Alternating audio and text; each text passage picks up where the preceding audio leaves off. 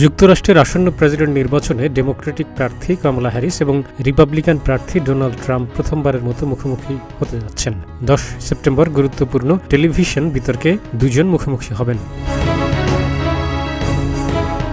এবিসির আয়োজনে মঙ্গলবার এই বিতর্ক অনুষ্ঠিত হবে পেনসিলভেনিয়ার ফিলাডেলফিয়া শহরে। এটি দুজনের মধ্যে প্রথম এবং সম্ভবত শেষ টেলিভিশন বিতর্ক। এর আগে জুনে ট্রাম্পের সঙ্গে টেলিভিশন বিতর্কে প্রেসিডেন্ট জো বাইডেনের বিপর্যয়ের পর তিনি প্রার্থিতা প্রত্যাহারে বাধ্য হন। ডেমোক্র্যাট দলের কনভেনশনে প্রার্থী হিসেবে কমলা হ্যারিসকে মনোনয়ন দেওয়া হয়। লাখ লাখ আমেরিকান সামনের কাতারে থেকেই নির্বাচনী লড়াইয়ের জন্য মরিয়া দুই প্রার্থীর ঝুঁকিপূর্ণ এই বিতর্ক দেখবেন।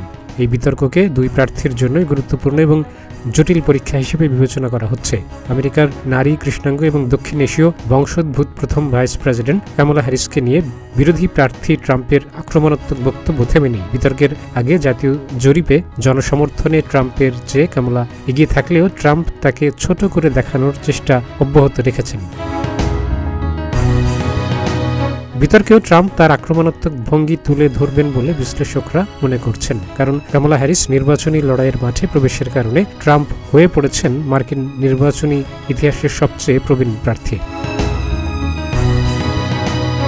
বিশ্লেষকরা বলেছেন, এ ধরনের একেবারে ভিন্ন ধরনের দুই প্রার্থী এর আগে কখনো মুখোমুখি হননি। ফলে এই বিতর্ক হবে খুবই আকর্ষণীয় এবং সচেতনতামূলক এবং নির্বাচনে জয় পরাজয় নির্ধারণকারী। হ্যারিস এবং ট্রাম্পের মধ্যে এই বিতর্ক শেষ বিতর্ক বলেই মনে করা হচ্ছে। এখন পর্যন্ত দুইজনের কেউই নতুন বিতর্কের বিষয়ে সম্মতি দেয়নি। বিতর্কের মঞ্চে সত্যিকার অর্থে কি মঞ্চায়িত হতে যাচ্ছে তা নিবিড়ভাবে প্রত্যক্ষ করতে অপেক্ষা করছেন লাখ লাখ আমেরিকান।